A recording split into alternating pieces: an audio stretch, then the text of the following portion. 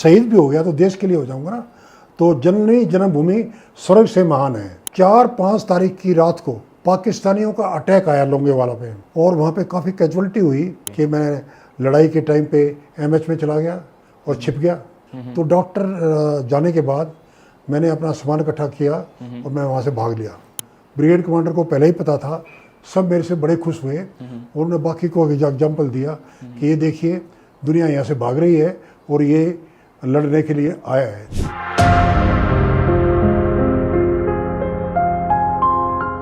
जय हिंद सर।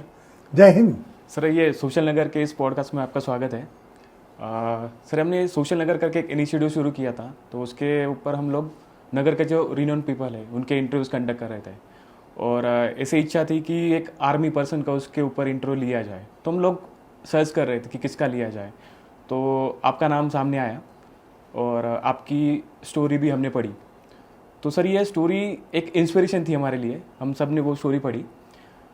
शुरुआती दिनों से आप पहले एनसीसी के अधिकारी रह चुके हैं, उसके बाद 1970 वॉर में आपने पार्टिसिपेट किया था।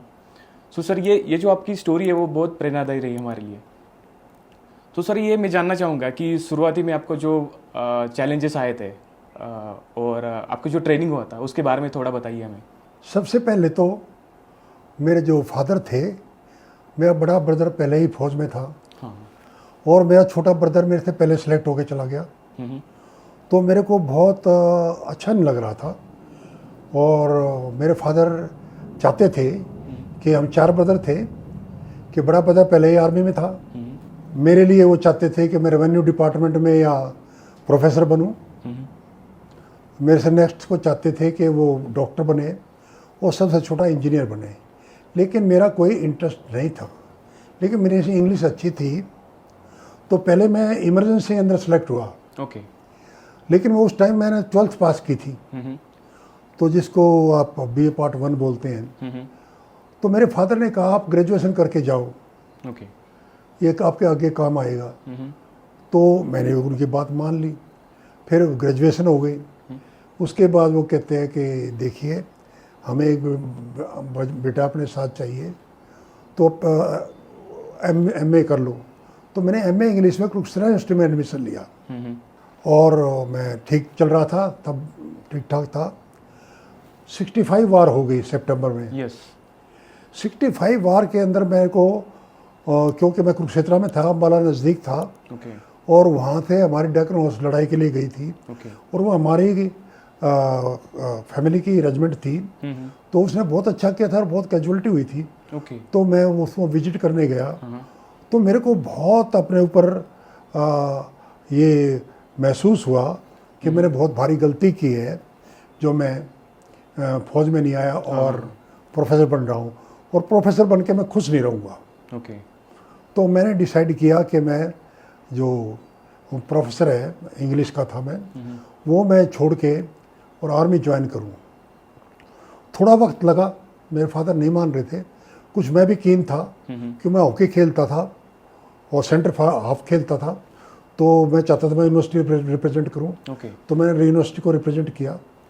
उसके बाद मैंने अपने फादर से बात की। मेरा छोटा ब्रदर पहले ही सिलेक्ट होकर चला गया था। तो मैं फिर सिलेक्ट हुआ, और फिर मैं OTS मद्रास से मैंने ट्रेनिंग किया, और फिर डेक्कन हॉर्स के अंदर मेरे को कमीशन मिला 2 मार्च 1968 को। और मेरे को बहुत खुशी हुई, मेरे को बहुत गर्व हुआ कि एक तो मैं अपने खानदानी रेजिमेंट के अंदर जा रहा हूँ, दूसरा मैं आर्मड कोर के अंदर जा रहा हूँ, और तीसरा मैं आर्मी के अंदर नौकरी करूँगा। जी सर।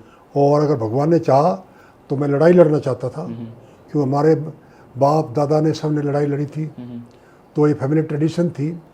क्योंकि हमारी फैमिली से बहुत अफसर थे और बहुत JCO थे, दूसरे रैंक में भी थे। तो ये हमारे लिए एक बड़ा फैमिली की ट्रेडिशन और गर्व का विषय था। जी सर। सर, एक फौजी को एक मिशन के ऊपर जाना या फिर लड़ाई में हिस्सा लेना, भारतीय सेना में ज्वाइन होने का निर्णय आपने कैसे लिया? देखिए, सबसे पहले तो मैंने बताया कि मैं पहले आर्मी में आना चाहता था। फिर मैं MCC का मैं कैडेट था, और मैं बेस्ट कैडेट रहा हूँ। मैंने रिपब्लिक डे परेड ज्वाइन, मैं पंजाब को रिप्रेजेंट किया है और मैं बेस्ट बैलेंस फाइटर भी रहा हूँ। ओके।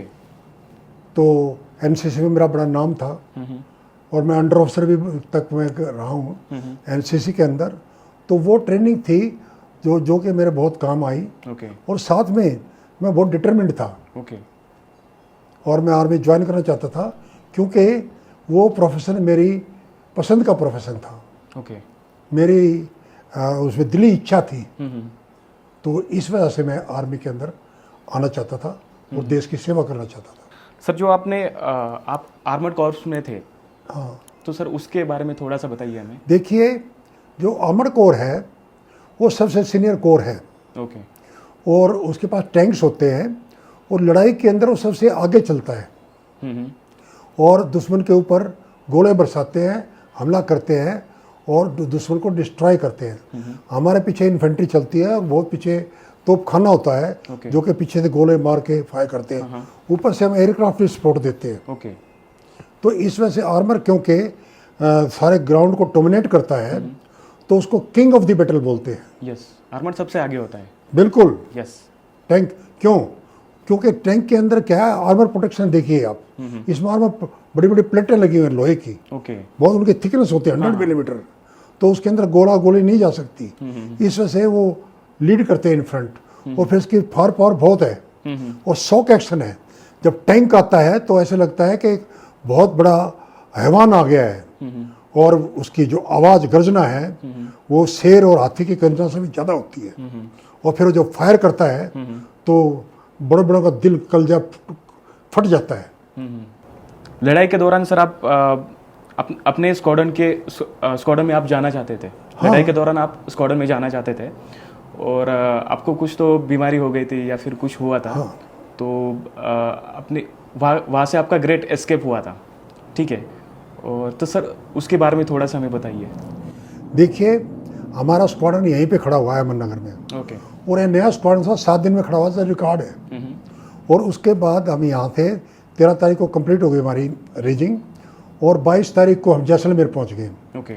वहाँ से हमें आगे लोंगेवाला में हमारे स्क्वाड्रन को लोकेट कर दिया गया क्योंकि वहाँ पे थ्रेट थी। और एक जो रेजिमेंट थी वहाँ पे 20 लांसर, उनके टैंक पुराने थे AMX और वो सैंड में चलते हुए उनको फंस जाते थे। उनकी फायर पावर भी कम थी। ओके। हमें नए टैंक मिले थे T-55 रशियन। ओके। तो नया टैंक और उसकी इतनी फायर पावर है तो उसके लिए बहुत ज़रूरी था। यहाँ से हम वहाँ पहुँचे, वहाँ में अपने रैकी करनी थी, हमें ट्रेनिंग करनी थी। उसके दौरान क्योंकि मेरे को पाइल थी, bleeding piles, okay. Internal external both. हाँ। और मैं क्योंकि लड़ाई में हिस्सा लेना चाहता था तो मैं अपना ट्रीटमेंट नहीं करवाना चाहता था। मेरी डांगरी पीछे से रेड हो जाती थी। तो मेरे जो नीचे वाले थे उन्होंने 2IC को बताया, स्क्वाड्रन कमांडर को पता लगा। वो कहता नहीं, आपकी सेहत पहले ज़रूरी है। जब आप फिट हो तभी लड़ाई लड़ सकते हो। तो आप जाओ और छोटा इलाज करवा लो, बट इलाज करवा के आप वापस आ जाओ, यू आर वेलकम। तो 2 तारीख को मैं दिसंबर को एडमिट हुआ। और वहाँ से मैं MS जोधपुर चला गया। MS जोधपुर में उन्होंने मेरे टेस्ट वगैरह किए और मेरा ऑपरेशन करने का उन्होंने प्लानिंग किया। उन्होंने डॉक्टरों ने मेरे को बताया कि हम आपको पूरा ऑपरेशन करेंगे। 4-5 तारीख की रात को पाकिस्तानियों का अटैक आया लोंगेवाला पे। और वहाँ पे काफ़ी कैजुअलिटी हुई और बहुत भीषण जंग हुआ। तो मेरे को पता लगा और हमारे स्क्वाड्रन की भी कुछ कैजुअलिटीज़ हुई क्योंकि जब लड़ाई लड़ती है तो दुश्मन भी फायर करता है तो कैजुअलिटी तो होते हैं क्योंकि टैंक बिल्कुल सामने होते हैं। तो मिसाइल और RCL और टैंक सब फायर करते हैं। तो उससे हमारी कैजुअलिटी हुई। तो मेरे को बहुत बड़ा एक अपने ऊपर गिलानी आई, मेरे को अपने ऊपर वो हुआ कि मैं बहुत गलत काम कर रहा हूँ। और उसके बाद मैं अपने फैमिली को, अपने गांव को क्या मुंह दिखाऊंगा कि मैं लड़ाई के टाइम पे MS में चला गया और छिप गया। तो डॉक्टर जाने के बाद मैंने अपना सामान इकट्ठा किया और मैं वहाँ से भाग लिया।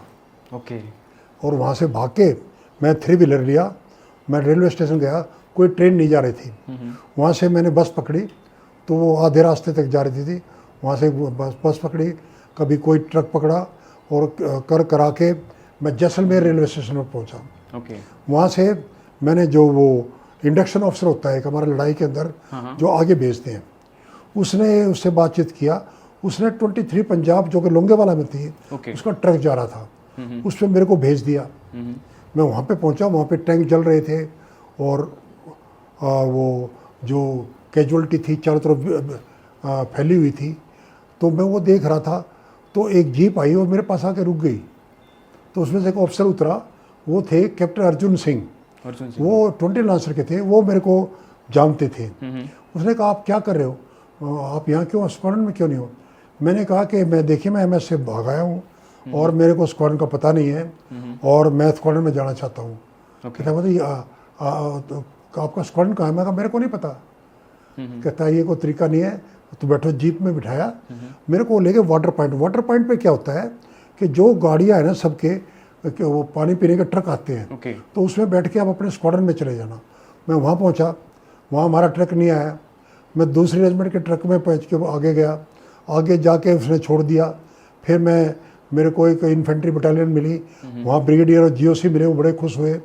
फिर उन्होंने उसने कहा एक टैंक है पाकिस्तान का T-59, उसको क्या आप ड्राइव कर सकते हो? मैं वो ड्राइव करके लाया, वो बहुत खुश हुए।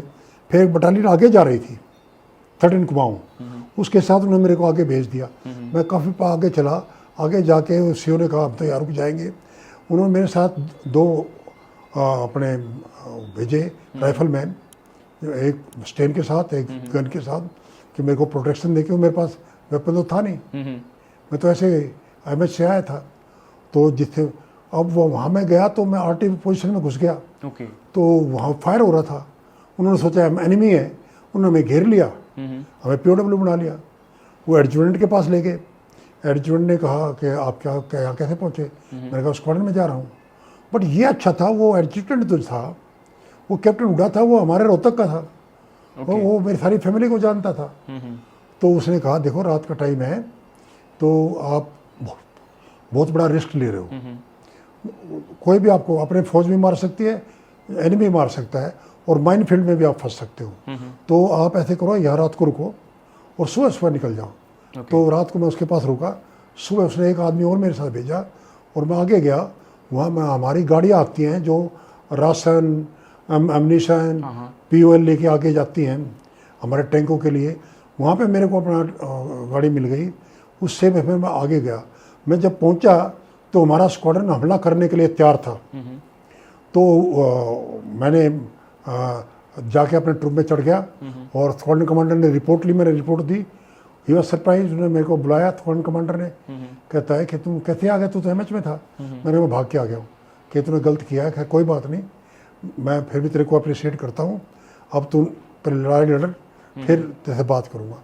हम अटैक में गए तो गुरखाज के साथ हमें एनिमी के ऊपर अटैक किया, उसको मारा, वहाँ से भगाया। उसके बाद स्क्वाड्रन कमांडर ने मेरे से सब पूछा, मैंने अपनी सारी स्टोरी बता दी। उन्होंने मेरी जो डिजर्शन रिपोर्ट थी, जिसको हिंदी में कहते हैं भगोड़ा, जो कि एक बहुत ख़राब चीज़ होती है और उसको कोई बेनिफिट नहीं मिलते, और अगर वो पकड़ा जाए तो उसको सज़ा मिलती है, सिविल जेल। तो वो मेरे को मिलने वाली थी, तो वो उसको ख़त्म करवाया। और GOC को क्योंकि पहले ही पता था, ब्रिगेड कमांडर को पहले ही पता था, सब मेरे से बड़े खुश हुए। और उन्होंने बाकी को एग्जाम्पल दिया कि ये देखिए दुनिया यहाँ से भाग रही है और ये लड़ने के लिए आया है। तो मैंने वहाँ लड़ाई लड़ी। हमने वहाँ लोंगेवाला, आगे खारोतार, उससे आगे BP 638 बॉर्डर पिलर से आगे पाकिस्तानी को खूब मारा और उनको भगा दिया। 20 किलोमीटर अंदर चले गए। वो 10 दिसंबर को ये हो गया। फिर हमें वहाँ से वापस बुलाया गया और वहाँ से हमारे टैंक फिर ट्रेन के ऊपर चढ़े और वहाँ से बाड़मेर, नया चौर, मुन्नाबाव चले गए लड़ने के लिए। वो हमारे ऊपर से एयरक्राफ्ट थे हमारे, जिससे कि दुश्मन हमारे ऊपर हमला ना करे। फिर वहाँ हमने लड़ाई लड़ी 11 तारीख से लेके 16 तारीख तक। वहाँ पे कई जगह हमने अटैक किए, इन्फेंट्री को सपोर्ट किया और हम 55 किलोमीटर दुश्मन के अंदर चले गए नया चौर में। तब सीज फायर हुआ और फिर वो हमारा स्क्वाड्रन है गदरा रोड पे चला गया और वहाँ पे एक रेजिमेंट रेज हुई, उसमें मर्ज हो गया और 6 स्क्वाड्रन बन गया। 6 इंडिपेंडेंट आर्मर्ड स्क्वाड्रन अब 6 स्क्वाड्रन 75 आर्मर्ड रेजिमेंट है, जो कि जैसलमेर में लोकेटेड है। ओके। और हमारे स्क्वाड्रन कमांडर को वीआरसी मिला, और हमारे स्क्वाड्रन को एक बहुत बड़ा इज्जत थिएटर ऑनर सिंध मिला, और जो कि आर्मर्ड कोर की हिस्ट्री में सेंटर की हिस्ट्री में पहली बार है। Armoured corps centre and school जो अहमद नगर में है वो 1953 में रेज हुआ था। के पास कोई थिएटर ऑनर नहीं है, हमारा थिएटर ऑनर है पहला।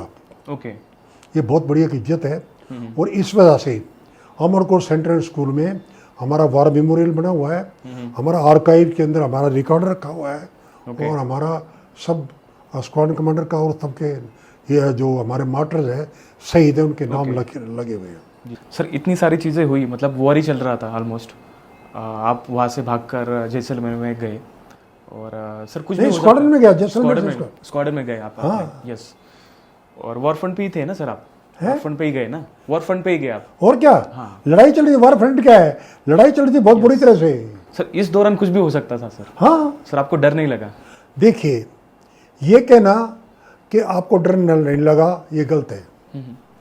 डर लगा, लेकिन मेरे को लगा, डर को मैंने अपना काबू किया कि अगर मैं इस हालात के अंदर जाता हूँ तो क्या मेरी फैमिली, मेरे घर वाले, मेरे देश वाले मेरे को माफ़ करेंगे? तो उससे वो डर मेरे अंदर से निकल गया। ओके। आगे अब मैं शहीद भी हो गया तो देश के लिए हो जाऊंगा ना। तो जननी जन्मभूमि स्वर्ग से महान है, वीर भोगे वसुंधरा, ये दो चीज़ मेरे को याद थी। तो इसके ऊपर मैंने कहा कि ये ही मेरा एम है, यही मेरा मिशन है, और यही मैंने करना है। हर फौजी का सपना होता है सर, वॉर में भाग ले, हिस्सा ले, तो आपका वो कंप्लीट हुआ, ऐसा बोल सकते हैं? बिल्कुल, उसकी मेरे को बहुत खुशी है, और मेरे को बहुत इज्जत मिली है। लेकिन आप यह कोई यकीन नहीं आएगा कि उस लड़ाई की मेरी स्टोरी को लिमिटेड को पता था। ओके। क्योंकि वो जो वहाँ थे, हम वहाँ चले गए, फिर वो स्क्वाड्रन 75 में चला गया, मैं 82 में आ गया, अहमद नगर आ गया, तो बहुत कम को पता था उसके बारे में। ओके। तो हुआ क्या कि एक कर्नल धर्मराज सिंह है, वो हमारे स्क्वाड्रन कमांडर के पास गए, वो उससे 71 वार के 6th रेजिमेंट को कैसे काम किया उसके बारे में बातचीत की। तो उन्होंने मेरी स्टोरी बताई। तो उस धर्मराज सिंह ने, कर्नल धर्मराज सिंह 17 राजरिफ के थे, उन्होंने भी लड़ाई लड़ी थी लोंगेवाला में। ओके। उनको मेरे बारे में थोड़ा पता था, इतना नहीं पता था। मेरे स्क्वाड्रन कमांडर ने पूरा बताया। तो उन्होंने फिर मेरा ये एक आर्टिकल निकाला, छोटा था बट वो बहुत उन्होंने सर्कुलेट किया फेसबुक के ऊपर, व्हाट्सएप के ऊपर। तो कई बार सर्कुलेट हुआ, तो मेरे को बहुत ख्याति मिली, और मेरे को बहुत कंटेक्ट मिले, और मेरे फिर आर्टिकल निकले। कहीं ने मेरे को लिखने को कहा, कहीं ने मेरा इंटरव्यू लिया। तो उसको आप देखिए, ये 71 वार है। हाँ। और ये जाके कब हुआ? ये जाके हुआ 2016 के अंदर। ओके। टाइम लगा सर इसको? ये नहीं कि किसी को पता नहीं था, लेकिन उसके बाद इतनी इज्जत मिली मेरे को कि मैं बयान नहीं कर सकता। हमारे सेंटर तक को इतना कुछ नहीं पता था। तो फिर उन्होंने, अब सबको पता है तो अब बहुत इज्जत करते हैं। तो मैं तो ये कहूँगा कि मेरे पर भगवान की बहुत बड़ी कृपा थी। एक तो लड़ाई से मैं, इतनी भयंकर लड़ाई से मैं सेफ एंड साउंड और इज्जत की लड़ाई लड़के आया। क्योंकि लड़ाई में जाने से पहले मेरी शादी को 1 साल भी नहीं हुआ था। Okay. I was newly married. तो मेरी वाइफ विडो नहीं हुई, मैं बच के आ गया, और इतना अच्छी लड़ाई लड़ ली और अपनी दिली इच्छा पूरी कर दी। तो मैं तो ये कहूँगा महादेव की, मैं देखिए जी, हम तो शिव जी भगवान को मानते हैं, महादेव की हमारे ऊपर बहुत बड़ी कृपा है। सर आपके रेजिमेंट की वॉर क्राई क्या थी? देखिए, वार क्राई होती है इन्फेंट्री की। ओके। आर्मर्ड कोर की वार क्राई नहीं होती है, उनका एक मोटो होता है। ओके। हमारा जो मोटो है इसका रेजिमेंट का है संघे शक्ति। संघे शक्ति के यूनिटी इज स्ट्रेंथ। ओके। हम सब मिलकर लड़ाई लड़े, यूनिटी इज स्ट्रेंथ, संघे शक्ति। सर लोंगेवाला के बाद भी आपने लड़ाई लड़ी है? नहीं, लोंगेवाला के बाद मैंने कोई लड़ाई नहीं लड़ी, मैं गलत। ओके। क्योंकि मेरे को कोई ऐसा मौका नहीं मिला। ओके सर, ऐसी कुछ कोई आपकी मेमोरीज है जो आप अपने जीवन भर वो याद रखना चाहेंगे, ऐसी कोई? देखिए, मैं अपनी ज़िंदगी में कुछ एक चीज़ें याद रखना चाहूँगा। एक तो ये कि मेरा एनसीसी का टाइम, फिर मेरा हॉकी खेलना, ओके, हाँ, और उसके बाद अपनी रेजिमेंट की नौकरी, रेजिमेंट में इज्जत, और लड़ाई लड़के आया, और फिर अमरकोट सेंट्रल स्कूल में इतना मेरे को इज्जत दिया, और अहमद नगर ने मेरे को इतना कुछ दिया। जी सर। क्यों? मेरी जन्मभूमि रोहतक है, हरियाणा में, लेकिन मेरी कर्म भूमि अहमदनगर है। ओके। जो कुछ भी मैंने लिया अहमदनगर से लिया, तो मैं अहमदनगर के ऊपर मेरे को बहुत गर्व है। सर, ये नगर में एक टैंक म्यूजियम है, तो हर हाँ, नगर एक में देखा टैंक हुआ है। म्यूजियम वो अमरकोट सेंट्रल स्कूल का है। ओके, कैवलरी टैंक म्यूजियम है। केवल टैंक म्यूजियम है। कैवलरी क्यों है? क्योंकि पहले हम जो थे, हमारे पास घोड़े होते थे, ओके। क्योंकि पहले टैंक नहीं आए थे। टैंक आए सेकेंड वर्ल्ड वार में। ओके। फर्स्ट वर्ल्ड वार तक घोड़े थे, घोड़ी थे। तो घोड़े के ऊपर हम लड़ते थे, तो कैवलरी है, हम कैवलियर है, ओके। हम कैवलरी से। फिर ये क्या हो गया, फर्स्ट वर्ल्ड वार में इतने वेपन सिस्टम आ गए कि जिससे कि घोड़े के ऊपर वो फायर आता था, खत्म हो जाता। फिर वो टैंक आ गए सेकेंड वर्ल्ड वार में, तो हम फिर हमें कैवलरी से हमें आर्मर्ड कोर करने लगे। ओके। तो ये कैवलरी टैंक म्यूजियम जो है, ये हमारे जितनी लड़ाई हमने लड़ी है उसमें कैवलरी की और टैंकमैन की, उसकी पूरी हिस्ट्री है, वो सारे इक्विपमेंट वहाँ पे डिस्प्लेड है। और जितने हमारे वार हीरोज हैं, हर एक रेजिमेंट वाइज उनका वहाँ पे पूरा विवरण दिया हुआ है। ये एशिया में अपने टाइप का अकेला है। ओके, हाँ, यस। वो सर नगर के लिए एक गर्व की बात है कि वो। बहुत गर्व की बात है। जी सर। वह तो मैं कह रहा हूँ, नगर हिस्टोरिकल टाउन है, और उसके अंदर ये है अपना, आपको शायद पता नहीं है, जो अहमदनगर है उसको हम समझते हैं, वो जो रोड है डिवाइडिंग लाइन, वो है ये नगर औरंगाबाद रोड, उसके जो ईस्ट में है, ओके, वो हमारा आर्मड है, सेंट्रल स्कूल है, हम उसको आर्मड नगर कहते हैं। आर्मड जो क्योंकि हमारे पास टैंक है, हम आर्मड कोर है, हम उसको आर्मड नगर कहते हैं। ओके सर, उस टाइम जो आपने टैंक यूज किए थे उसके बारे में थोड़ा बता सकते हैं? देखिए, हमारे T-55 टैंक इस्तेमाल किया था। ओके। टैंक 55 रशियन इक्विपमेंट है। ओके। ये T-90 है, ये बाद का वर्सन है। वो T-55 दूसरे कमरे में रखा है, क्योंकि मैंने लेटेस्ट रखा था। वो मैंने अपना टैंक है, उसके ऊपर मेरी प्लेटें लगी हुई हैं, लड़ाई की सब उसमें, और हमारे मार्टर के नाम है। तो वो टैंक जो है, वो उस टाइम पे बहुत अच्छा टैंक था, मेन बैटल टैंक था। तो वो उसके अंदर देखिए, वो बहुत उसकी छोटी सिलट थी। सिलट का मतलब वो दूर से दिखाई नहीं देता था, वो छिप जाता था। ओके। और आर्मर प्लेटिंग थी, और बहुत वो कामयाब था, और रुकता नहीं था। ओके। और 2-3 उसमें हिट भी लगे तो चलता रहता था। ओके। उसमें 4 बैठते थे, एक ड्राइवर, एक गनर, एक लोडर और एक कमांडर, 4 का क्रू होता था। ओके। जो कि वो मिलके अपना उसको इस्तेमाल करते थे। और वो एक बहुत बड़ा, जिसको कहते हैं दैत्य की तरह आता है। जब टैंक आता है तो जमीन हिलती है, जैसे भूचाल आ गया, और वो इतनी आवाज़ करता है। फिर जब फायर करता है तो जिसको कहते हैं सरप्राइज और शॉक एक्शन। टैंकों का क्या होता है, सरप्राइज और शॉक एक्शन, और स्पीड से आते हैं। तो फिर उसको देखो एनिमी का क्या हाल होता है। और फिर हम जो फायरिंग करते हैं और जब तबाही मचाते हैं, वो आपको मैं बयान नहीं कर सकता। क्योंकि लोंगेवाला में हमने मारा, जो सारी ज़मीन थी उसमें पाकिस्तानियों की लाशें बिछी हुई थी। ओके। आप सोच नहीं सकते, और उसके ऊपर से जाते थे हमारे टैंक। ओके सर, उनके पास कोई टैंक थे? उन टैंक कह तो रहा हूँ, वो तो हमारे पास तो एक स्क्वाड्रन था, और एक वो रेजिमेंट थी जिसके टैंक काफ़ी पुराने थे। वो एक फुल ब्रिगेड लेके आए थे। ब्रिगेड में 3 रेजिमेंट होते थे, वो 2 लेके आए थे, पूरा ब्रिगेड था। और उसमें T-59 टैंक थे चाइनीज, और सनमन टैंक थे। बहुत मारा उनको, एयर ने मारा, हमने मारा, और वो सब छोड़ के भागे। वहाँ जैसलमेर वार मेमोरियल म्यूजियम में उनके पुराने टैंक रखे हैं। मेरा वो टैंक भी रखा है जो मैं चलाया था। अभी वहाँ पे गोल्डन जुबली थी, तो 75 ने मेरे को बुलाया था। तो मैं गोल्डन जुबली में वो अपना टैंक देखा, उसका फोटोग्राफ रहा दूसरे कमरे में है, आपको दिखाऊंगा, जिसको मैं ड्राइव करके लाया था।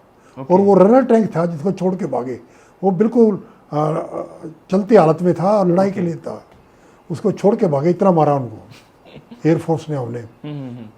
सर मैंने आपके एक नए साल के जश्न के बारे में एक पढ़ा था। हाँ, तो वो उसके बारे में आप कुछ कहना चाहेंगे? क्यों नहीं बताऊंगा। देखिए कि गॉड इज वेरी काइंड। वो कहते हैं कि देखिए हम 3 ब्रदर आर्मी में थे, और मेरा एक ब्रदर पहले पोस्टेड था नागालैंड में। वहाँ से उनके बटालियन को पोस्ट किया गया, बाड़मेर न्याचोर में लाया गया। तो उन्होंने वहाँ लड़ाई लड़ी, गदरा रोड कैप्चर किया, 15 कुमाऊँ, इंदौर होलकर की बटालियन में, ये जाइनस होलकर। तो वो हमने वहाँ पे हम लड़ाई के बाद पता लगा कि मेरे ब्रदर की बटालियन है। मैं उससे मिलने गया, लेकिन वो नहीं मिला, वो किसी काम से गया था, उसको टास्क मिला था। तो मैंने स्क्वाड्रन कमांडर से बात की कि मेरे को नया साल अपने भाई के साथ गुजारने दो। तो उन्होंने मान गए। मैं अपनी जीप लेके बटालियन में गया, मेरे को सबने बहुत वेलकम किया और सब बड़े खुश थे। और हम, क्योंकि न्यू ईयर की पार्टी थी तो स्कॉच पिलाई जा रही थी और बहुत अच्छा माहौल था। और वहाँ पे हमने फायर वर्क्स करके थे, बड़ा सैंड ड्यून के ऊपर आग जला रखी थी, बहुत ज़बरदस्त था। सब फुल जोश में थे, खुश थे। और उसी टाइम पे बटालियन के अवार्ड आए, बहुत अवार्ड मिले बटालियन को। उनको भी बैटल ऑनर मिला गदरा, और मेरे ब्रदर को भी अवार्ड मिला, मैन सेंड डिस्पैचेज। तो सब बहुत सेलिब्रेट कर रहे थे। तो एक मेजर खत्री थे, वीआरसी थे। तो वीआरसी को थोड़ा सा तक होता है, तो पता नहीं उसके दिन में क्या आया, वो मेरे को कहता है कि मैं आपके साथ एक कंपटीशन करना चाहता हूँ। तो मैंने कहा देखो यार, आपका मेरा क्या कंपटीशन, आप मेरे ब्रदर की बटालियन को, मैं आपका सिस्टर बटालियन हूँ और डेकन हाउस का हूँ, आप कुमाऊँ के हो, सभी निजाम के हैं। तो कहते नहीं, आप आर्मर के हो, हम इन्फेंट्री है, इन्फेंट्री आर्मर का कंपटीशन हो जाए। तो मैं नहीं मान रहा था। मेरे ब्रदर ने विंग किया कि, और मैं अच्छी शराब पीता था, तो टिका के, तो मैंने कहा ठीक है। तो उनके 2IC ने जज बन गए और ड्रिंक आए, पहला ड्रिंक उन्होंने कहा कि ये फैसला हुआ कि वो सब बॉटम अप बोलेंगे और ड्रिंक आपने 1-2 दिन घूंट में ख़त्म करना है। तो बॉटम अप हुआ, हमने गिलास उठाए, पी लिया, रख दिया। तो 7 ड्रिंक तक चले हम साथ। 8वां ड्रिंक आया, बॉटम अप किया, तो वो मेजर खत्री थे, जैसे दरख्त गिरता है कटा हुआ, धड़ाम से गिरे। क्योंकि सैंड ड्यून था, उनका नाक जाके सैंड में घुस गई और उनकी जो पीछे वाला हिस्सा है वो आकाश की तरफ चला गया। और सब ने भाग के उसको उठाया और मेरे को बहुत मुबारकबादी जो है वो बोला। फिर उनको डॉक्टर के पास ले गए, डॉक्टर ने उनको अटेंड किया और हमारी पार्टी कंटिन्यू रही। और अगले दिन मैं अपने स्क्वाड्रन में आ गया। लेकिन जब भी मैं बटालियन में गया, मेजर खत्री मेरे को देख के छिप जाते थे। वो मेरे को कभी फेस नहीं किया उन्होंने, वो उनको इतनी शर्म आई। तो ये एक जो नए साल का सेलिब्रेशन था, वो एक बड़ी याददाश्त मेरे लिए बन गई। क्योंकि एक तो मैंने अपने ब्रदर के साथ नया साल मनाया, दूसरा मैंने बैटल थिएटर के अंदर मनाया। हम वहाँ पे 60 किलोमीटर अंदर थे पाकिस्तान के। हाँ, गदरा में। तो भाई सीज फायर के बाद एकदम पीछे नहीं आए ना, वो थोड़ा वक्त लगा था। तो वहाँ पे हमने सेलिब्रेट किया, हमने न्यू ईयर पाकिस्तानी टेरिटरी में सेलिब्रेट किया। तो ये कि फ़ख्र की बात थी, बहुत गर्व की बात थी मेरे लिए। तो और बहुत खुशी भी थी। और दोनों भाई हमने बड़ा जफ़ी हुए, अपने गाने गुणे गाए, खूब पपियाँ जफ़ियाँ की, सब वहाँ। फिर वापस आ गया वेरी सेटिस्फाइड। तब उस टाइम देखिए मोबाइल तो था नहीं, घर वालों को कैसे बताए, लेटर लिखा, वो कब पहुँचा, तो उनको पता लग गया सब ठीक ठाक है। सर ये चीज़ें हमने बस मूवी में देखी है, कभी सुनी नहीं थी। तो आज सुन भी ली हमने, और ये नगर कर भी जानेंगे कि इस तरह के लोग भी नगर में रहते हैं अभी। आपने हमसे ज़्यादा नगर देखा है। और सर थोड़ा सा नगर के बारे में बताइए सर, उस टाइम नगर कैसा था, क्या था? नगर नगर नहीं, मैं तो अहमद नगर कहूँगा। नगर तो हम उसको छोटा फॉर्म बना देते हैं। नगर तो और भी कई जगह है। अहमद नगर क्या है, डेक्कन की सबसे पावरफुल एम्पायर थी। इसके नीचे औरंगाबाद भी आता था, बीजापुर और गोलकुंडा तक थे था। तो इतनी पावरफुल एम्पायर थी। और आपको जरूर पता होगा, और मेरे को तो बहुत गर्व है कि 1694 के अंदर चांद बीबी ने मुगल फोर्सेस को यहाँ पे हराया था। उन्हें घेरा डाला था किले का। वो 3 महीने तक डाले रहे, कोई कुछ नहीं हुआ। एक पोर्शन उन्होंने डिस्ट्रॉय कर दिया तोप के फायर से। वो सारी रात हाथी पे खड़ी रही, बैठी रही और फायर डलवाती रही, नंगी तलवार लेके चांद बीबी। तो उसके और अपनी दीवार बना दी और फायर का जवाब फायर से दिया। तो वो इतना शहजादा जो था अपना, मैं उसका नाम बोलता हूँ, वो इतना डिमोरलाइज हो गया, उसका इतना मोराल नीचे चला गया कि उसने अपनी हार मान ली और एक संधि कर ली। और संधि करके चला गया यहाँ पे। और अकबर को बहुत ख़राब लगा कि भाई मुग़ल फोर्सेस को अहमद नगर पे अटैक किया और कैप्चर नहीं कर सके और वहाँ से हार के आ गए, जो कि इतनी बड़ी फौज उन्होंने भेजी थी। सर नगर को एक हिस्टोरिक सिटी भी कहा जाता है। क्यों हिस्टोरिकल? इसलिए है कि नगर है वो 530 साल पुराना है। देखिए, इससे पहले यहाँ पे जो अशोका के टाइम पे ये एक स्टेजिंग कैंप होता था। वो जो ट्रुप्स आते थे यहाँ रुकते थे, फिर आगे जाते थे। लेकिन अहमद शाह ने इसको बसाया, जो कि 530 साल पहले था।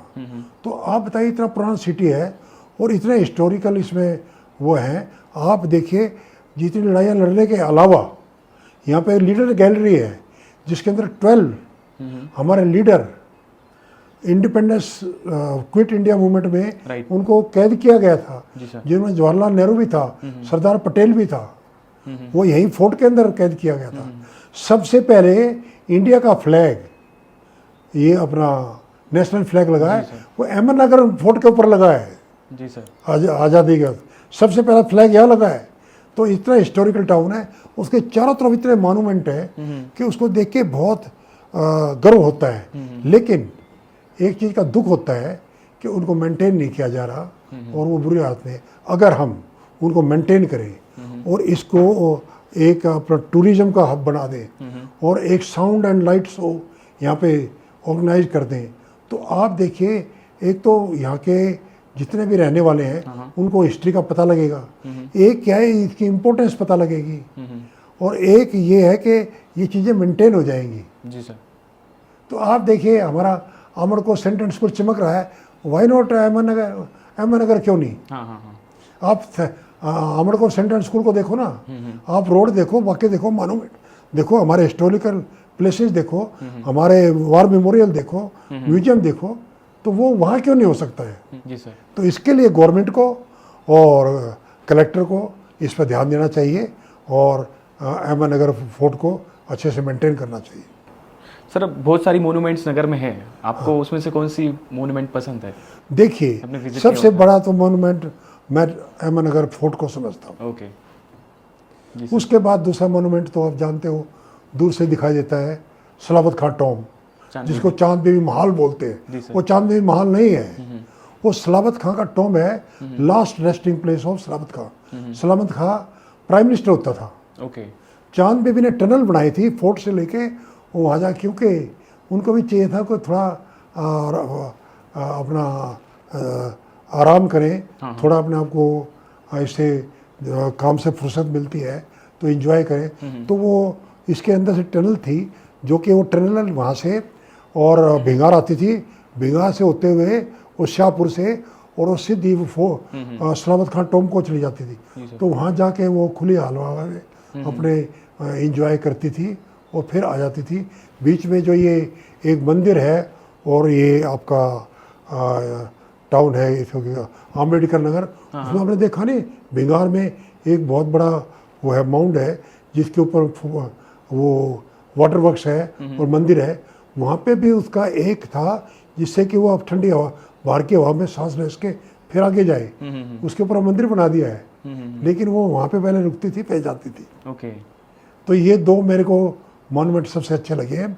उसके अलावा एक फरियाबाग है, एक जो कि अच्छी हालत में है क्योंकि आर्मी के अंडर है वो, और दूसरा बहुत अच्छा है ये अपना बागे बहिश्त, उसका बुरा हाल है।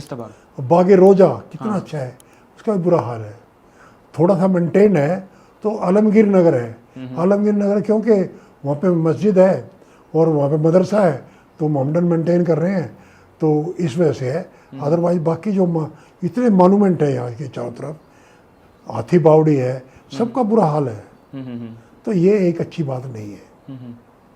इसकी तरफ उसको मेंटेन होना चाहिए। हाँ, मेंटेन होना चाहिए और इसका टूरिज्म हब बनाना चाहिए। यहाँ पे एक साउंड एंड लाइट शो का अरेंजमेंट होना चाहिए। फोर्ट के अंदर किया जा सकता है। फोर्ट के अंदर साउंड एंड लाइट का, अगर हमारा अमरकोट सेंट्रल स्कूल ने वहाँ पे एक बार वो किया था साउंड एंड लाइट शो, आप सोच नहीं सकते इतनी बड़ी हिट थी। वो कलेक्टर चकाचौंध हो गया। जब हम कर सकते तो गवर्नमेंट क्यों नहीं कर सकती। सर, रिटायरमेंट के बाद में आपका एक नया चैप्टर शुरू हुआ था, तो उसके बारे में थोड़ा बताइए आपने। देखिए, पहले रिटायरमेंट के बाद मैंने 4 साल मेरे को एक्सटेंशन कही है, रीएम्प्लॉयमेंट बोलते हैं। ओके। वो भी अमरकोट सेंट्रल स्कूल में हुई। मैं अकाउंट्स ऑफिसर था। उससे जब मेरा वो ख़त्म हो गया तो क्योंकि मैंने स्टडी लीव लेके एमएमएस कर लिया था और एलएलबी कर लिया था, तो मेरे को वीके पाटिल में काम मिला। मैं 10 साल प्रोफेसर रहा। उसके बाद मैं वकील था, तो मैंने रजिस्टर कर रखा था, मैं कोर्ट में काम किया। और अभी मैं अमरकोट सेंट्रल स्कूल का लीगल एडवाइज़र हूँ। लेकिन मैं घर से काम करता हूँ, मैं कहीं बाहर नहीं जाता। ओके। अब अभी तक काम ही कर रहे हैं? क्यों नहीं काम करना चाहिए? कर्म इज धर्म। Yes sir. जब हाथ पैर चलते हैं, काम क्यों नहीं करना चाहिए? Rest is rust. अगर आप रेस्ट लोगे तो रस्ट हो जाओगे। ओके। सब रुक जाएगा, दिल, दिमाग, पैर, हाथ पैर सब रुक जाएंगे। तो क्या फायदा? चलते का नाम गाड़ी है ना। ये गाड़ी चलती रहेगी तो ठीक है। अब गाड़ी को खड़ी कर दो, क्या होएगा? चाहे वो टैंक को चलाया जाता है, ट्रेनिंग की जाती है उसके ऊपर। जी सर। वो खड़ा सब बर्बाद हो जाता है। तो चलता रहना चाहिए ना। भगवान ने हमें कोई चीज़ दी है तो इस्तेमाल होनी चाहिए। अब मेरा छोटा सा फार्म हाउस है, उसमें काम करता हूँ, लीगल एडवाइज़र हूँ, अपने फ्रेंड्स को मिलता हूँ, और यहाँ अपना अमरकोट सेंट्रल स्कूल हमें बुलाता है। कई बार वाईओ से मेरी टॉक होती है, मोटिवेशन लेक्चर वो करके आता हूँ, और हमारे जो फंक्शन होते हैं वो अटेंड करता हूँ। आपने जब आर्मी में आए थे आप, तब का डिफेंस और अभी का डिफेंस, उसमें कितना फ़र्क है सर? देखिए, जब मैं आर्मी में आया और उस टाइम पे था, वो क्या था उस टाइम पे, देखिए पिछले 15-20 साल में बहुत चेंजेस आई हैं। टीवी आ गया, मोबाइल आ गया, बाकी गैजेट्स आ गए। उससे क्या है कि जो पहले था हमारा ऑफिसर का कांटेक्ट, जवानों का कांटेक्ट, वो बहुत क्लोज था। अब वो इतना क्लोज नहीं रह गया है। लेकिन एक चीज़ ये तो मैं कहूँगा कि वो क्योंकि आर्मड फोर्सेस के अंदर ऑफिसर टू मैन कांटेक्ट बहुत ज़रूरी है, क्योंकि हम मिलजुल के लड़ाई लड़ते हैं। मैंने बताया ना, संघ है शक्ति। हम एक साथ ही लड़ सकते हैं, अलग अलग नहीं लड़ सकते, बट के नहीं लड़ सकते। तो हमारा जैसे कि पांडव 5 थे, कौरव इतने थे, पर वो 5 का बहुत मेल मिलाप था, वो उनमें बहुत यूनिटी थी, तो उन्होंने उनको डिस्ट्रॉय कर दिया।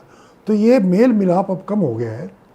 लेकिन एक चीज़ जरूर है कि हमारा वेपन सिस्टम इतना अच्छा आ गया है, ट्रेनिंग इतनी अच्छी हो गई है कि वो एक एडवांसमेंट है। ऊपर से टोटल इम्प्रूवमेंट है इन ट्रेनिंग, लिविंग कंडीशन। ये एक फ़ायदा है, और ये एक अब थोड़ा सा फ़र्क पड़ा है जो ऑफिसर मैन रिलेशनशिप में। सर, इंडिया ने बहुत तरक्की कर ली इसमें, मतलब एयरफोर्स हो या फिर इन्फेंट्री हो और नेवी हो, तो इनमें इंडिया ने बहुत सारी तरक्की कर ली अभी, ऐसा बोल सकते हैं हम लोग। हमारे जब से मोदी सरकार आई है, इन्होंने बहुत हमें नए नए सिस्टम दिए हैं और हमारे बॉर्डर के ऊपर वो फैसिलिटीज क्रिएट की है और आगे तक जाने की रोड टनल्स टनल्स भी वो सब कुछ बना दिया है। यस और हमारे आप लेह लद्दाख में टैंक नहीं होते थे, हमारे वहाँ टैंक चले गए हैं ओके और वहाँ पे एयरफील्ड बन गए हैं। तो इससे क्या है कि जो हमें सबसे बड़ा डर था वो टू फ्रंट वार ओके कि पाकिस्तान लड़ाई चल रही थी, चाइना ज्वाइन कर जाए हाँ तो फिर हमारा क्या होएगा, उसके लिए हम पूरी तरह तैयार है, ओके हाईली मोटिवेटेड है। हमारे वेपन सिस्टम है, हमारा जो देखिए वेपन सिस्टम के अलावा एक स्पोर्ट सिस्टम होता है, हमारा स्पोर्ट सिस्टम है वो बड़ा अच्छा है।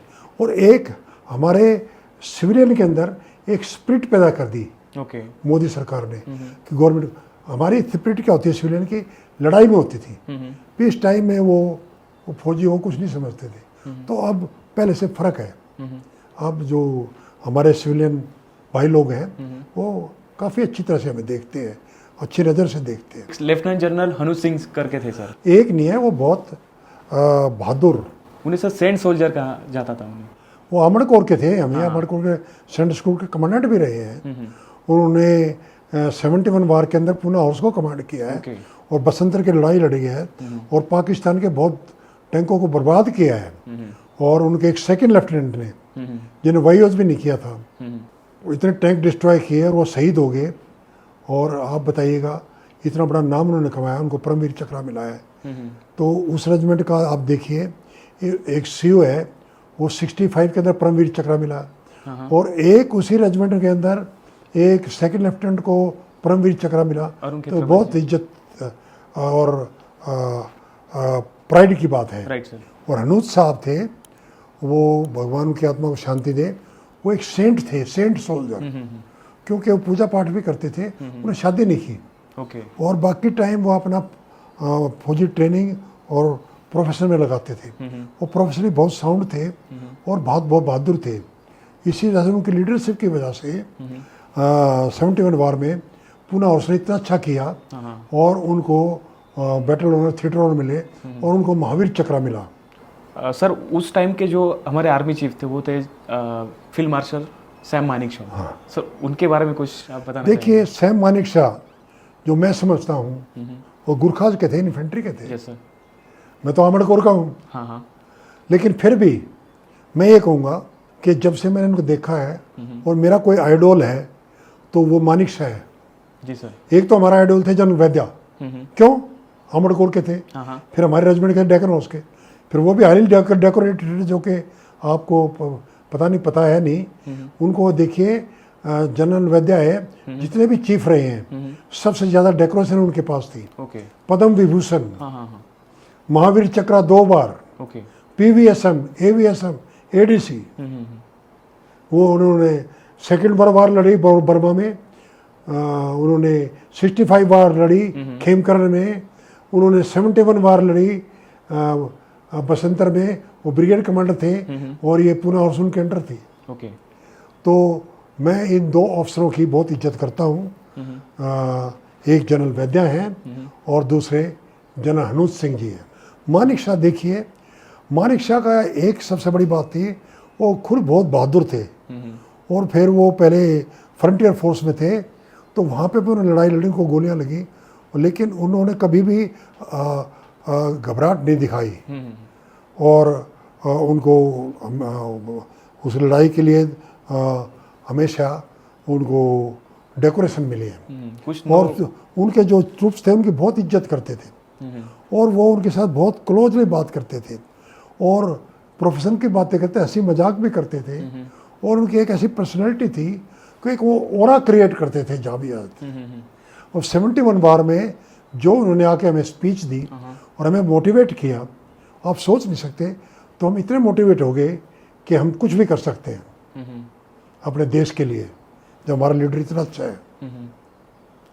तो वो एक बहुत ही महान जनरल थे, बहुत ही महान सोल्जर थे और बहुत ही अनेक इंसान थे। मैं समझता हूँ जितने हमारे आज तक के चीफ हुए वो बेस्ट चीफ थे। आप यूथ के लिए कुछ बोलना चाहेंगे कि जो एस्पिरेंट्स है, जो इंडियन आर्मी ज्वाइन करना चाहते हैं, उनके लिए कुछ? देखिए, सबसे पहले तो ये आता है कि आपका आपका दिली इच्छा क्या है। Profession is by choice, okay. वो फोर्स नहीं होना चाहिए। आपका दिल करता है, आप एक प्रोफेशन से मोटिवेट हो और आप ज्वाइन करना चाहते हो, तभी उस प्रोफेशन में फिर आप उसमें बहुत अच्छा करते हो। क्योंकि देखिए हर एक के अंदर एक क्वालिटी होती है, किसी के अंदर कोई क्वालिटी के, जो भी ह्यूमन बीइंग बनाया भगवान ने उसको कोई ना कोई अलग क्वालिटी दी है। तो आप किस फील्ड में काम करना चाहते हैं, जो ये है आपका प्रोफेशन ऑफ चॉइस और आपका ज़िंदगी का एम क्या है, वो आप डिसाइड कर लो। उसके बाद आप मोटिवेटेड हो तो ज़रूर आर्मी में आओ। उसके लिए ज़रूरी है सबसे पहले फिजिकल फिटनेस, फिर अपने को तैयार करना, जो एग्जामिनेशन है उसके लिए, और उसके बाद वहाँ पे करना, और फिर फौज में आके अच्छी से ट्रेनिंग लेना और अच्छा काम करना, और मौका मिलता है तो अपना शौर्य दिखलाना। मैं तो ये समझता हूँ जिससे आप देश की सेवा भी कर रहे हो, आप एक अच्छे प्रोफेशन में हो, आपको इज्जत भी है, आजकल पे अलाउंसेस बड़े अच्छे हैं और बड़ा अच्छा स्टेटस है, तो इससे अच्छा और क्या हो सकता है। अगर मेरा तो दोबारा भी जन्म हो तो मैं तो आर्मी कोर में आना चाहूँगा और एक लड़ाई भी लड़ना चाहूँगा। सर मैं कुछ दिन पहले एक आर्मी के हॉस्पिटल में गया था, तो वहाँ पे एक लेडी आई थी अपने बच्चों को लेके हॉस्पिटल में, लेकिन उनके हस्बैंड उनके साथ में नहीं थे, वो सोल्जर थे, वो कहीं और पोस्टेड थे, ठीक है। जितना सर सोल्जर सहता है, मतलब बॉर्डर के ऊपर जाता है, बहुत सारी चीज़ें होती है उनके बारे में, फैमिली भी बहुत सारी चीज़ें सहती है सर। बिल्कुल, मैं वही कहता हूँ, हमारी जो फौजी की वाइफ होती हैं, लेडीज होती हैं, उनका बहुत बड़ा कंट्रीब्यूशन है। वो कैसे घर को संभालना, अपने हस्बैंड को प्रोफेशन के अंदर मदद करना, उसके बच्चों को पालना और उनको अच्छी शिक्षा देना, और जो हस्बैंड है उनको जो उनकी जो रिक्वायरमेंट है वो पूरी करना, सर्विस की रिक्वायरमेंट होती है, वेलफेयर सेंटर है, रेजिमेंट पे काम करना है, उसमें मदद करना, और अपने हस्बैंड को हर एक लिहाज से खुश रखना, जिससे वो अपना प्रोफेशन में पूरा ध्यान लगा सके। और हम 2-2.5 साल में हमारी मूवमेंट हो जाती है, तो हमारी जो लेडीज हैं वो बेस्ट मैनेजर हैं, चाहे वो HR लगा लो, कहीं भी एडजस्ट हो जाती है वो, चाहे वो HR लगा लो, चाहे वो लीडरशिप लगा लो, चाहे वो मैनेजमेंट लगा लो, चाहे वो बहादुरी लगा लो। अब शिवाजी को किसने तैयार किया था? जीजा माता जी ने, क्योंकि उनके पिताजी थे जो शाहजी भोसले, उनके पास कहाँ टाइम था। तो जो लेडीज का रोल है वो बहुत बड़ा है। शेर होता है, वो भी अपने बच्चों को ट्रेनिंग नहीं करता, शेर नहीं करवाती है। तो उसी तरह से जैसे शेर नहीं करवाती है, ऐसा ही रोल एक आर्मी लेडीज का है, वो अपनी फैमिली को संभालना, हस्बैंड को देखना, और वो फील्ड में जाते हैं तो सारा काम देखना, उनको कोई प्रॉब्लम क्रिएट नहीं करना। सर जब कोई सोल्जर शहीद होता है, उसके बाद में भी सर वो सब चीज़ें उनको ही संभालनी होती है। देखिए यही तो मैं कह रहा हूँ, क्योंकि मानता हूँ कि सब कुछ वो संभालती हैं, लेकिन फौज का इन्वायरमेंट इतना अच्छा है कि सब तरह से उनकी मदद की जाती है। हाँ, एक मदद जरूर चाहिए, एक सोसाइटी की मदद जरूर चाहिए। सोसाइटी की मदद कई बार नहीं मिलती है, तो वो एक अच्छी बात नहीं है। जी सर। क्योंकि लड़ाई के बाद सब सोल्जर की फैमिली को भूल जाते हैं। जी सर। ये मैं जरूर कहूँगा कि ये हमें सोसाइटी से शिकायत है।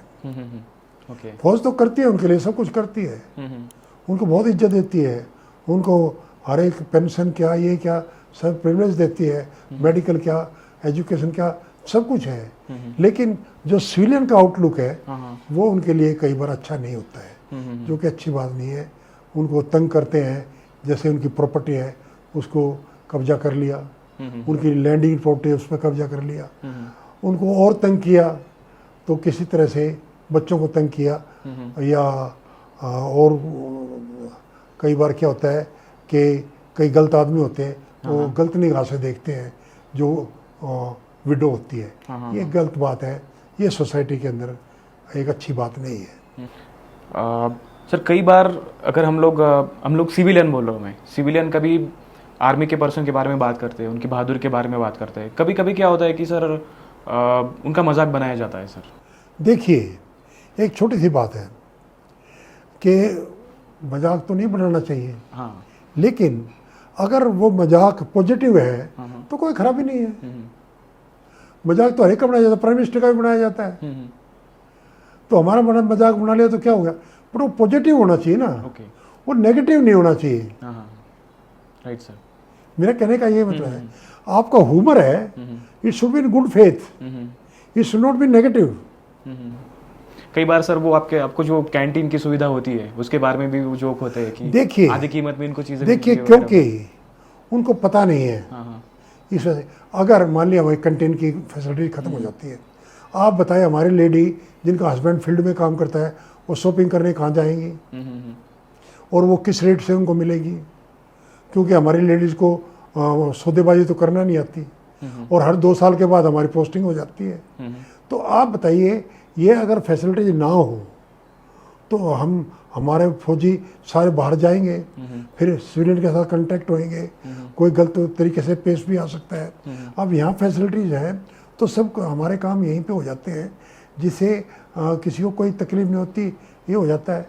और इसमें ये कह देना कि कैंटीन फैसिलिटी क्यों है, तो आप एक जगह क्यों बैठे हो, आपकी फैमिली आपके साथ है, वो तो फैमिली से अलग भी रहते हैं। आपके बच्चे भी एक स्कूल में पढ़ते हैं, उनके बच्चे 2-2.5 साल में स्कूल चेंज हो जाता है, उसके बारे में कोई बात नहीं करता। और आप एक छोटी सी कैंटीन के ऊपर इतना कुछ कह रहे हैं। जी सर। तो ये सोसाइटी का जो नज़रिया है, ये पॉजिटिव होना चाहिए, नेगेटिव नहीं होना चाहिए। और ये एसेंशियल रिक्वायरमेंट है, और एसेंशियल रिक्वायरमेंट को वो कोई बड़ा तोहफा नहीं समझना चाहिए। एसेंशियल रिक्वायरमेंट है, अगर इसको ख़त्म कर देंगे, आप बताओ कहाँ जाएंगे फौजी? फौजी के पास टाइम कहाँ होता है शॉपिंग करने के लिए? जी सर। आप तो एक जगह बैठा है, वहीं से नौकरी की, वहीं से रिटायर हो गए, उसी घर में रह रहे। तो ये होता है क्या हमारे साथ? नहीं होता है सर। ऑल इंडिया में, ऑल इंडिया नहीं, लैंड सी और एयर से हमें कहीं भेजा जा सकता है, किसी भी कंट्री में फाइट करने के लिए भेजा जा सकता है। जी सर। क्या ये होता है सिविलियन के से? सिविलियन की अगर उसके टाउन से बाहर पोस्टिंग होती है, उसमें रोने लग जाते हैं। तो वो देखो बॉर्डर पे बैठा है, कहाँ बैठा है? जी सर। क्या हालत है, किस हालत में? सचिन ग्लेशियर में जहाँ के -60-65 डिग्री सेंटीग्रेड में वो काम कर रहा है, सोच सकते हो आप? नहीं सर। जब तक जाकर देखा नहीं। डेजर्ट के अंदर 50 डिग्री सेंटीग्रेड पर टैंकों के अंदर अटैक एक्सरसाइज कर रहे हैं, सोच सकते हैं क्या ये? और ये छोटी छोटी फैसिलिटीज़ को ये कहना ये इंजॉय कर रहे हैं, वो इंजॉय कर रहे हैं तो वो देश की सेवा कर रहे हैं। जी सर। तो उनको अगर फैसिलिटीज आप नहीं दोगे तो फौज में कौन आएगा? सर कुछ दिन पहले मैं एक रिटायर्ड कर्नल सर है, उनसे मिला था। तो वेटरन सर, एक आपको नया वर्ड बताएंगे, वेटरन। एक वेटरन कर्नल थे, उनसे मिला था। तो उन्होंने एक मुझे स्टोरी बताई थी उनकी कि वो दिल्ली से लखनऊ जा रहे थे, तो उनका जो टिकट होता है वो कंफर्म नहीं हुआ था, तो उन्होंने एक टिकट खरीद लिया, उनको बैठने के लिए जगह नहीं थी ट्रेन में। तो वो पूरी उनकी जर्नी थी, तो वो एक टॉयलेट के पास बैठ के आए थे, वो और उनकी फैमिली बैठ के आए थे। तो सर ये कहीं ना कहीं चेंज होना चाहिए, मुझे ऐसा मैं लगता तो कह रहा हूँ कि ये सिविलियन उनको जगह देनी चाहिए। सिविलियन का अगर चेंज हो जाए। और फॉरेन कंट्री के अंदर क्या होता है, वो फौजी को देखते हैं कहीं पे भी तालियां बजाते हैं, एयरक्राफ्ट में भी होता है, तालियां बजाते हैं फौजी को देख के। जी सर। और तो आप बताइएगा उनको, अगर हमें कई बार क्या होता है कि सिविलियन को तो 2 महीने का नोटिस दिया जाता है, हमें तो कोई नोटिस नहीं, फटाफट उठाया एयरक्राफ्ट में, वहाँ से वहाँ भेज दिया। तो आप बताओ, ट्रेवल करना पड़ता है तो टॉयलेट के सामने बैठना पड़ता है, बॉक्स के ऊपर बैठते हैं अपने बॉक्स के ऊपर, और क्या करें? टिकट कीपर वो भी नीचे उतारने को तैयार होता है।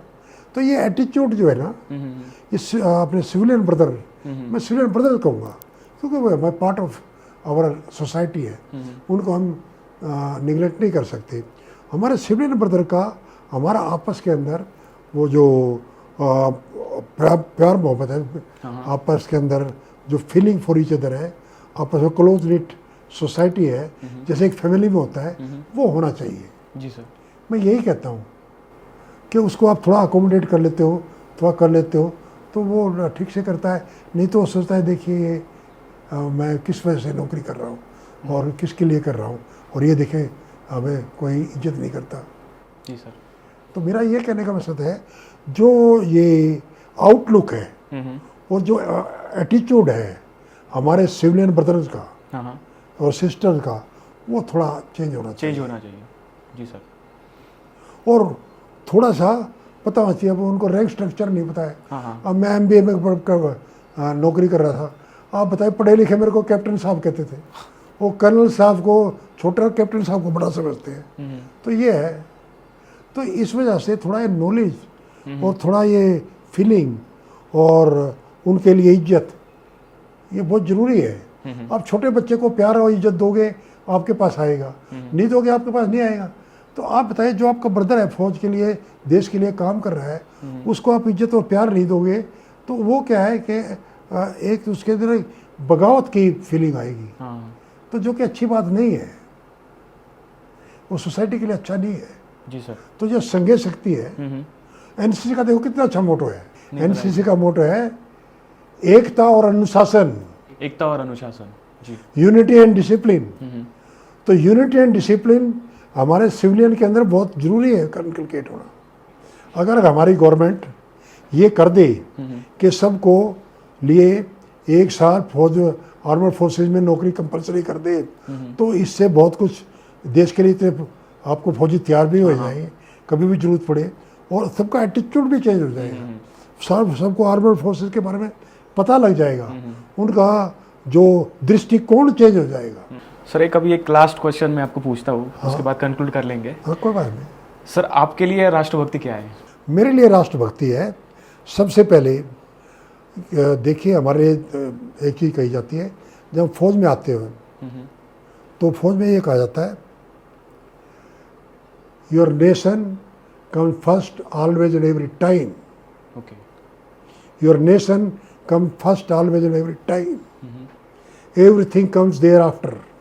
Secondly, the troops that you command, their welfare, comfort and safety comes next. Your own ease, comfort and safety comes last, always and every time. तभी आप सबको मोटिवेट कर सकते हैं, तभी आपकी लीडरशिप कामयाब हो सकती है। तो सबसे पहले नेशन आता है।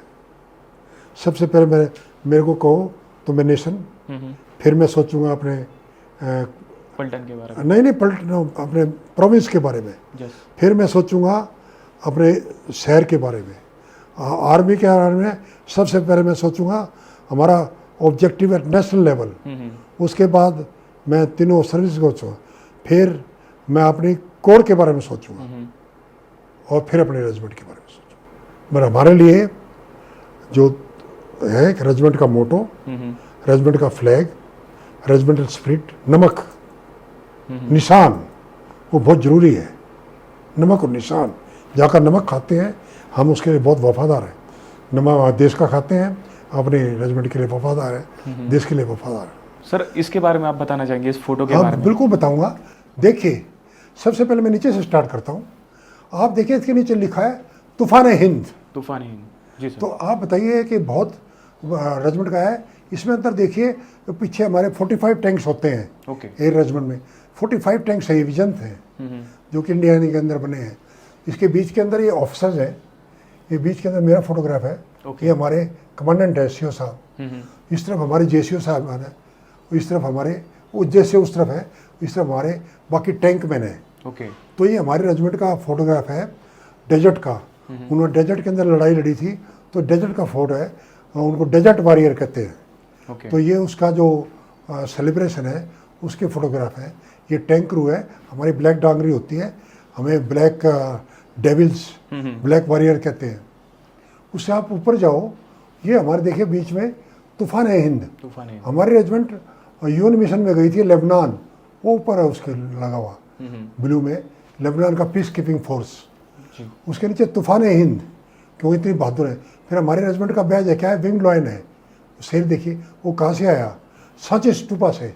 ओके। फिर हमारे पास जो ये टैंक है, ये बीच में है। फिर नीचे अयोध्या नाम है वज्रम। ये क्या है, ये हमारा मोटो है।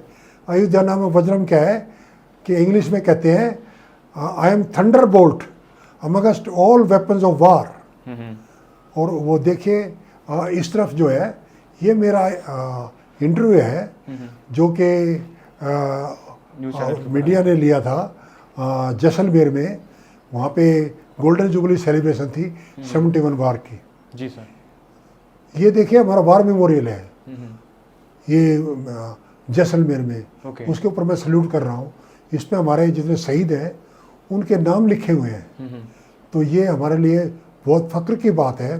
और मेरे लिए फ़ख्र की इसलिए है कि मैं 50 साल के बाद उस जगह पे का मैं अपनी वाइफ को लेके गया, उनको सारा बैटल थिएटर दिखाया, उनको सारा एक्सप्लेन किया कि कैसे लड़ाई हमने वहाँ पे लड़ी, क्या क्या हमारा वहाँ पे और हमारे वार हीरोज़ के नाम है और हमारा वार मेमोरियल है वहाँ पे।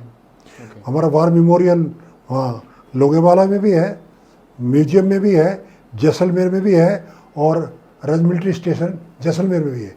ये मिलिट्री स्टेशन जैसलमेर है। सर ये आपने जो वैल्यूएबल टाइम दिया है हमारे लिए, तो ये हमारे लिए बहुत अच्छी बात है सर।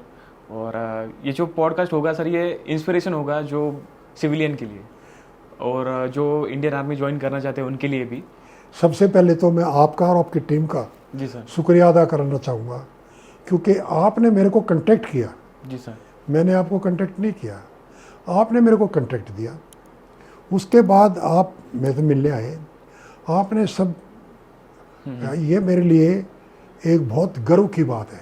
जी सर। और मैं अपने जो यंग जनरेशन है उनके लिए कोई भी अगर शिक्षा दे सकता हूँ, मोटिवेट कर सकता हूँ, तो मेरे लिए इससे बड़ी एक खुशी क्या हो सकती है।